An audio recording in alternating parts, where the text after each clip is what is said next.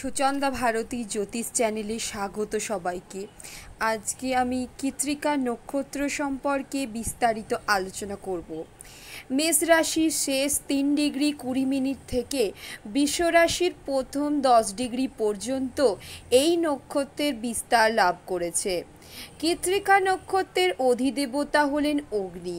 ইহা খুবই উজ্জ্বল নক্ষত্র। এই নক্ষত্রে জন্মালে জাতক জাতিকারা রাক্ষসগণ হয়। এরা প্রচণ্ড শক্তিশালী হয়ে থাকেন। এদের একটি গুণ হলো এরা যে কোনো কাজকে শেষ পর্যন্ত সম্পন্ন করেই ছাড়েন। এরা সব মানুষের সহযোগিতা পায়। এদের প্রচণ্ড ইচ্ছা শক্তি থাকে। এরা সাধারণত ব্যবসা করতে বেশি পছন্দ করে থাকেন, তবে জীবনে যে কোনো কাজে এরা ঝুঁকি নিতে বেশ পছন্দ করে থাকেন।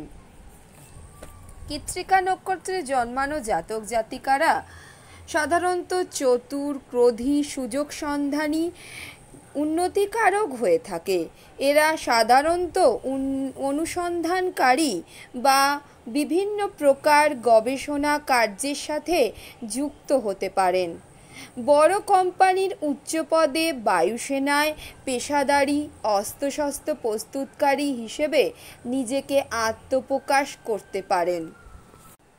কৃত্তিকা নক্ষত্রে জন্মানো জাতক জাতিকারা সাধারণত পরিবারের সকল সদস্যের সাথে সদ্ভাব বজায় রাখতে পছন্দ করেন। এরা নেতৃত্ব কেন্দ্রিক মানসিকতার মানুষ হয়ে থাকেন।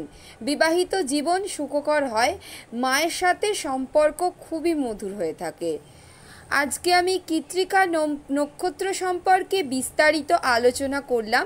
যদি ভিডিওটা ভালো লেগে থাকে তাহলে অবশ্যই বন্ধু বান্ধবদের মধ্যে শেয়ার করে দেবেন, একটা কমেন্ট করবেন, একটা লাইক করবেন এবং পাশে থাকা বেল আইকনটি প্রেস করে অল বাটনে প্রেস করে দেবেন, যাতে পরবর্তীকালে আমি যা যা ভিডিও আপলোড করি তার প্রত্যেকগুলি আপনাদের কাছে গিয়ে পৌঁছয়।